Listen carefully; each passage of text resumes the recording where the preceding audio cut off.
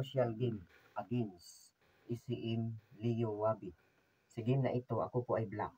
Ang time ni Master dito is 30 seconds na lang. Tapos yung sa akin is 3 minutes plus pa. Pero lamang ng isang pawn si Master. Sa posisyon naman, medyo may kalamangan ang black. Ang tinira niya is Queen takes knight. Pawn takes queen, bishop d5, rook takes ito lang ako. Dito may dalawang option si Master. Pwede siyang mag rook b8 check. So sa tingin natin napakagandang tira. Kasi walang ibang mapuntahan ng king kundi sa king h7 lang. Okay? Pero pagkakain ng buong queen, isang rook c1 lang tapos ang laban. Bakit? Pag mag king g2, may ito. O paano na yan madipinsahan? Kaya hindi ginawa ni Master. So nag bishop takes queen lang siya. So kinain ko rin yung bishop niya. Saka siya nag king f1. Pinus ko pa rin yung pawn para check. At nag king e1. Then nag king e6 ako para i-block yung pawn. Dito naman nag rook b3 siya.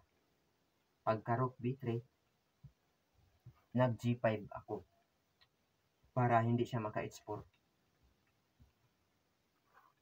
At dinipinsahan niya ng ang pawn, nag rook e3. Ako naman ay nag rook e2 na lang.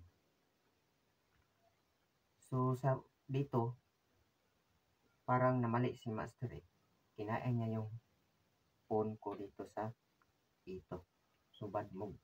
Bakit bad move? Nagkaroon ako ng rook e3. So may timpo para kainin ko yung h3 pawn niya. Pero dinipinsahan niya. Pagka dipinsa, kain ko lang yung pawn sa e5. Ngayon, another bad move na naman yung ginawa ni Master. Nag rook e2 check. Siyempre, bad move. Nagkataon naman ako na pumasok ang king sa f4. Third time naman, bad move pa rin. Nag rook e6. Nagkaroon naman ako ng rook takes h3.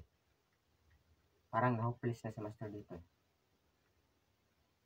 Pagkatapos, nag king f2 na siya. Kinain ko ng pawn. Naka-check pa siya eh. Nag rook e4 check siya. Nag king h5 lang ako para makatago. Panghuling move niya, nag rook a3. Siyempre, kain. So, dalawang pass point.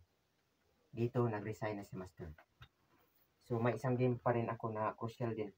So, sa sunod, papakita ko ito. Okay, so ito naman yung game 5 ko. Yung kay Master is game 4 yun. Ito yung game 5, no? So, sa laro na ito is dikit na dikit yung laro namin. Pero lamang din ako sa time. Ang time ko is 5 minutes plus pa. Yung sa kanya naman is very worse. Kasi 5 seconds na lang. So, black to move pa ito eh. Nagkamali siya ng pag-calculate. Kasi siguro panic time na. So, yung tinira niya is instead of king f4 para makatabla, nag king f2 siya eh. So, nagkataon ako na mag f4. So, paano yan maawat? So, nag-ano na lang siya, nag e2. So, kinain ko. Siyempre, pagkakain. Hindi pala makain yung king. So, ganun lang. Hinabol na yung pawn ko. Paano yan mahabol? So, pause, habol pa rin. So, pause. So, hinabol pa rin niya. So, pause, no? So, wala eh. So, ganun na. Nag-queen na kagad. So, nag-resign na rin siya. So, iba talaga, no? Pag panic time na. mahirap makontrol yung emosyon mo.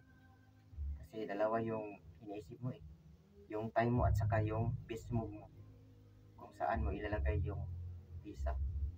So, sinare ko lang itong game na ito para at least kung ma-encounter man ito sa inyo, lalo na sa mga beginners, so may alam kayo no, kung paano i-handle. No?